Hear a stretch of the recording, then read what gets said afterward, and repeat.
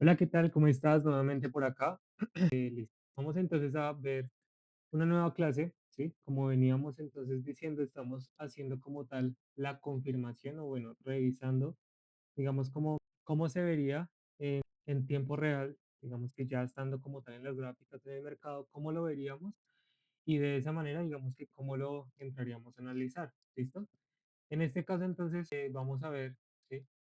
El tema de la liquidez es un poquito digamos, también de práctica, ¿sí? Es un poco más como de estar revisando el mercado y viendo, digamos, que los casos que se presentan de liquidez. Y para esto, pues, te recomiendo, lo más fácil es, digamos que donde más fácil se ve la liquidez para poderla practicar y poder rayar en el gráfico y demás, es en los mercados asiáticos, ¿listo? Entonces, todo lo que tenga que ver con el JPY son los mercados asiáticos y estos mercados, digamos que ayudan un poquito a verlo más gráfico, más, digamos, más fácil, el tema de la liquidez y de esa manera, digamos que poder empezar a desarrollar el ojo hacia ese lado, ¿listo?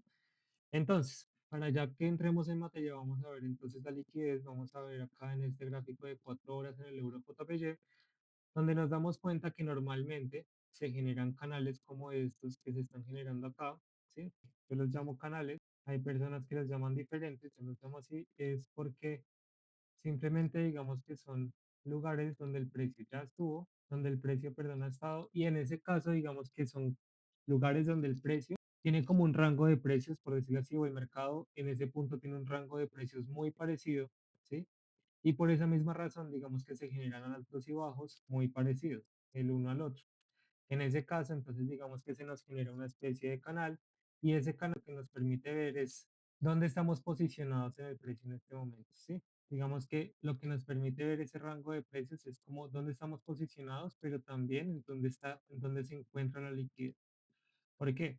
Porque como te decía anteriormente, lo que pasa con esto es que cuando nosotros vemos que el mercado se está moviendo, digamos, como dentro de un mismo rango de precios, que no se está moviendo muy para arriba ni muy para abajo, como que se mantiene muy plano, en ese caso es cuando, o bueno, en la mayor parte es cuando se está generando, digamos, que inversiones por medio del retail, pues como ya sabes, somos nosotros los operadores más pequeños, pero digamos que adicional a esto que nosotros podemos ver es que, digamos que estas operaciones son hechas en un horario operativo en el que realmente el inversor grande muy probablemente no está, ¿sí?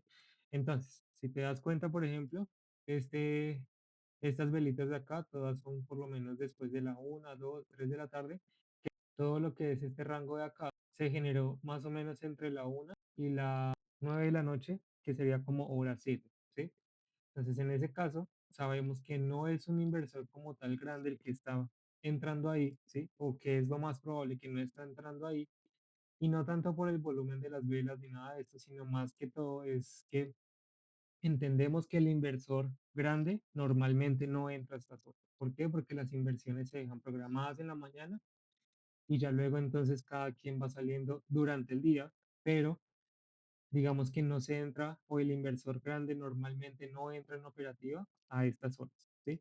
Digamos que esto sería como una manera de verlo, ¿sí? No es la más, digamos, como 100% efectiva o 100% real, porque no es que el inversor no entra a ciertas horas del día, pero digamos que es un consejo o es como un tip para que puedas analizar. ¿Listo? En otro punto lo que podemos ver es que, como te decía anteriormente, son rangos de precios que se encuentran muy parecidos el uno al otro. Entonces, si te das cuenta, por ejemplo, acá en la parte de abajo, testea varias veces, en la parte de arriba hace lo mismo, testea varias veces, y lo que podemos ver siempre es que el institucional, cuando entra en la siguiente movimiento, siempre se lleva estos rangos de precio. Entonces, normalmente, por ejemplo, acá, este es un rango de precios que se llevó el institucional, ya que esto tuvo como tal entrada en el mercado de Londres al abrirse el mercado. Lo que hizo el institucional fue romper con este rango de precios, llevándose la liquidez que encontró en esta zona alta de acá, ¿sí?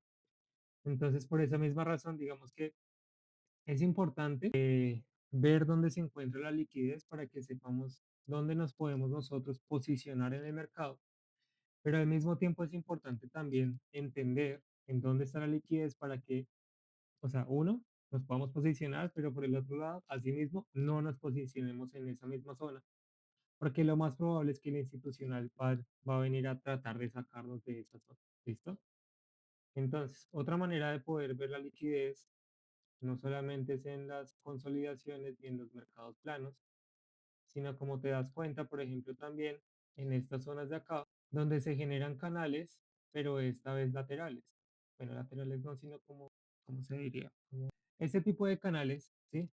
Hay, digamos que personas que utilizan estos canales para operarlos.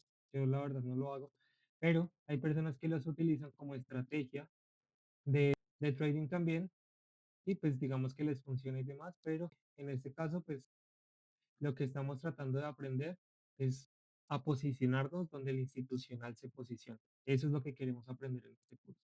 Por eso, digamos que esos canales solamente los vamos a empezar a utilizar de esta manera, para entender dónde está la liquidez, dónde podríamos posicionarnos con el institucional o dónde simplemente deberíamos hacer un stop, una pausa y decir, bueno, vamos a esperar a que el mercado haga su movimiento primero y luego nosotros entonces intentamos irnos con el mercado. Entonces, como te decía anteriormente, estos canales que se ven acá como este, por ejemplo, también, no solamente lateralizados, sino también de esta manera, ¿sí? Como te puedes dar cuenta, el institucional nuevamente se lleva lo que es la liquidez, ¿sí? Digamos que teníamos un canal en esta zona y el institucional entra nuevamente, más o menos en el horario de Sydney, de Londres, perdón, y se lleva la liquidez, ¿sí? Esto normalmente pasa, como te decía anteriormente, con el mercado asiático, pasa mucho. Y pues digamos que es una de las estrategias que tenemos acá para poder, digamos, operar en los mercados.